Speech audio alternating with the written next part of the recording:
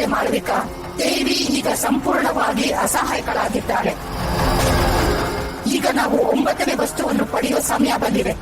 ನಮ್ಮ ಕನಸು ಸಾಕಾರ ಆಗೋದಕ್ಕೆ ಇದು ಸರಿಯಾದ ಸಮಯ. ಅಮ್ಮ, ಆ 9ನೇ ಶಕ್ತಿ ಎಲ್ಲಿದೆ?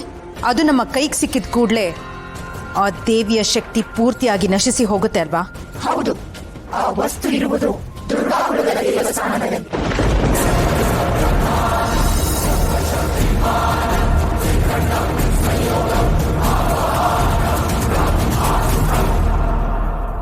ಅಲ್ಲಿರುವ ಅತ್ಯಂತ ಪವಿತ್ರವಾದ ಶ್ರೀಚಕ್ರವನ್ನು ನಾವು ವಶಪಡಿಸಿಕೊಳ್ಳಲೇಬೇಕು. ಆ ಶ್ರೀಚಕ್ರ ನಮ್ಮ ಕೈಗೆ ಸಿಕ್ಕರೆ ಈ ಬ್ರಹ್ಮಾಂಡದ ಶಕ್ತಿಯ ಮೇಲೆ ನಮ್ಮ ಹಿಡಿತ ಸಾಧಿಸೋದಕ್ಕೆ ನಾವು ಇನ್ನೊಂದು ದೊಡ್ಡ ಹೆಜ್ಜೆ ಇಟ್ಟಂತೆ. ಆ ಚಕ್ರದ ಶಕ್ತಿಯಿಂದ ನಾವು ಯಾರನ್ನ ಬೇಕಾದರೂ ಸೋಲಿಸಬಹುದು. ಸರಿಯಮ್ಮ, ನೀವ್ ಅಪ್ಪಣೆ ಕೊಟ್ಮೇಲೆ ಮುಗೀತು. ಸರಿಯಾದ ಸಮಯ ನೋಡ್ಕೊಂಡು ನಾನೇ ಖುದ್ದಾಗಿ ದುರ್ಗಾಪುರಕ್ಕೆ ಹೋಗ್ತೀನಿ. ಆ ಶ್ರೀಚಕ್ರವನ್ನ ಹೇಗಾದ್ರೂ ಮಾಡಿ ಈ ನಮ್ಮ ರಹಸ್ಯ ಕೊಠಡಿಗೆ ತರ್ತೀನಿ ಅಂತ ನಾನು ನಿಮಗೆ ಮಾತು ಕೊಡ್ತೀನಿ ಅಮ್ಮ. ಎಚ್ಚರವಿರಲಿ ಮಾಳವಿಕಾ, ಎಚ್ಚರವಿರಲಿ. ಆ ಶ್ರೀಚಕ್ರದ ಹತ್ತಿರ ಹೋಗೋದು ಅಷ್ಟು ಸುಲಭವಲ್ಲ, ಆದರೆ ಅದು ನಮಗೆ ದಕ್ಕಲೇಬೇಕು. ಈ ಸರಿ ಸೋಲು ದೇವಿಯದಾಗಬೇಕು, ಗೆಲುವು ನಮ್ಮದಾಗಬೇಕು. ಎಚ್ಚರವಾಗಿರು, ಮೈ ಮರಿಬೇಡ. ಶ್ರೀಚಕ್ರ ನಮ್ಮದಾಗಬೇಕು.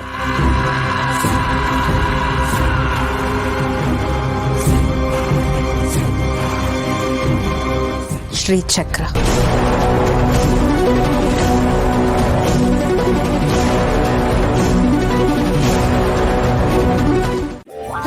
ನಿಮ್ಗ?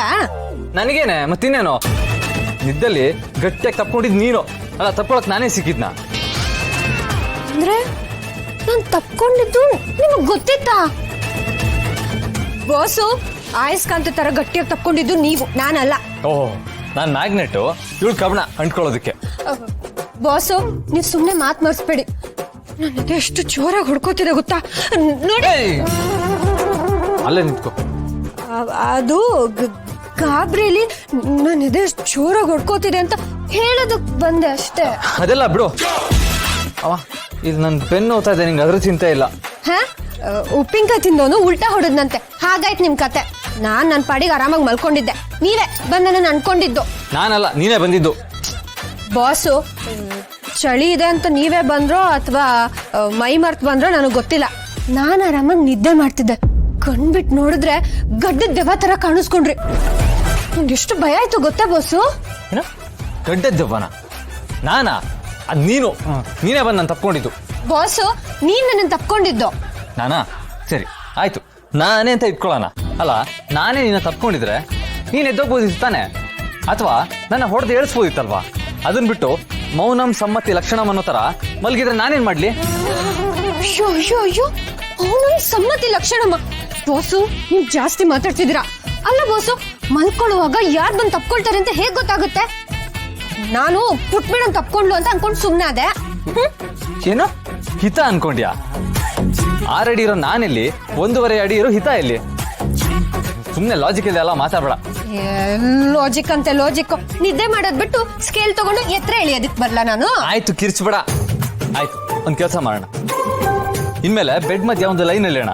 ಅದರಿಂದ ಆಚೆ ನೀನು ಬರಬಾರ್ದು, ನಾನು ಬರಲ್ಲ. ಮಾತಾಗಿರಿ. ಲೈನ್ ಎಳಿಯೋರಂತೆ ಮೊದ್ಲು ನಿಮ್ ಕತ್ಕೊಂಡು ಗಂಟೆ ಕಟ್ಕೊಳ್ಳಿ. ನೀವ್ ಅಲ್ಲಿ ಇಲ್ಲಿ ಓಡಾಡುವಾಗ ಶಬ್ದ ಆದ್ರೂ ಬರುತ್ತೆ, ಅವಾಗ ನನ್ಗೂ ಎಚ್ಚರ ಆಗುತ್ತೆ. ಹಿಟ್ಟಿನ ಡಬ್ಬ ಇಳಿಸೋದಕ್ಕೂ ಇವರೇ ಬರ್ತಾರೆ, ಬೆಡ್ಶೀಟ್ ಇಳಿಯೋದಕ್ಕೂ ಇವರೇ ಬರ್ತಾರೆ. ಹತ್ತಿ ಆಯ್ತು ನಿಂದು.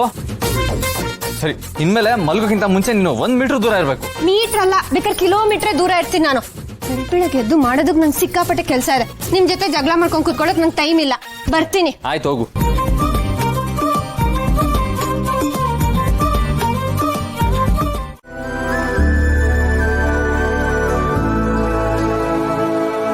ದುರ್ಗಾ, ಬೈಲಿ.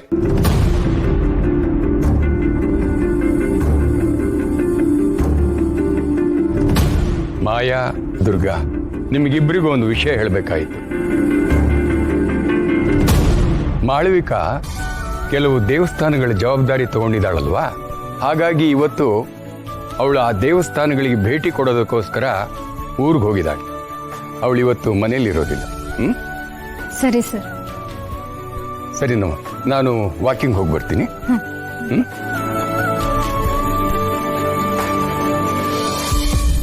ಮಾಳ್ವಿಕಾ ದೇವಸ್ಥಾನ ಒಳಗೆ ಕಾಲಿಡ್ತಿದ್ದಾಳೆ ಅಂದ್ರೆ ಯಾವುದೋ ದೊಡ್ಡ ಅನಾಹುತಕ್ಕೆ ಕೈ ಹಾಕ್ತಿದ್ದಾಳೆ ಅಂತ ಅರ್ಥ. ದೇವಸ್ಥಾನ, ಮೃತ್ಯು, ನೀನು ಎಚ್ಚರ. ಅಪ್ಪ ಏನಾದ್ರೂ ಇದ್ರ ಬಗ್ಗೆ ನನಗೆ ಎಚ್ಚರಿಕೆ ಕೊಟ್ಟಿದ್ರಾ? ಏನು ಅರ್ಥ ಆಗ್ತಿಲ್ವಲ್ಲ.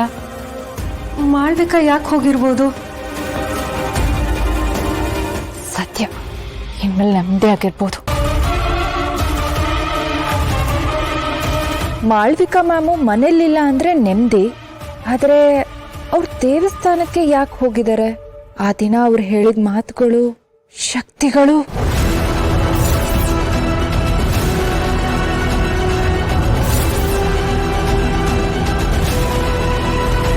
ಅಯ್ಯೋ,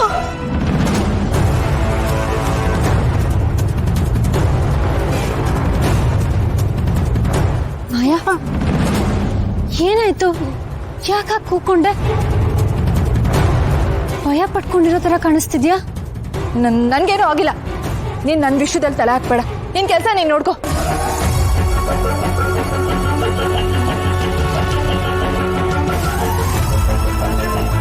ಅಂಬಿಕಾ ಅವ್ರನ್ನ ಕೊಂದ ಪಾಪ ಪ್ರಜ್ಞೆ ಇವಳನ್ನ ದಿನ ಪೀಡಿಸ್ತಿರ್ಬೇಕು. ಈಗ ಪ್ರಾಯಶ್ಚಿತ ಶಿಕ್ಷೆ ಶುರುವಾಗಿದೆ ಅನ್ಸುತ್ತೆ. ಅದಕ್ಕೆ ಹೀಗೆ ವಿಚಿತ್ರವಾಗಿ ಆಡ್ತಿದ್ದಾಳೆ. ಮಾಡಿದ ಪಾಪಗಳು ಯಾರನ್ನು ಸುಮ್ಮನೆ ಬಿಡಲ್ಲ.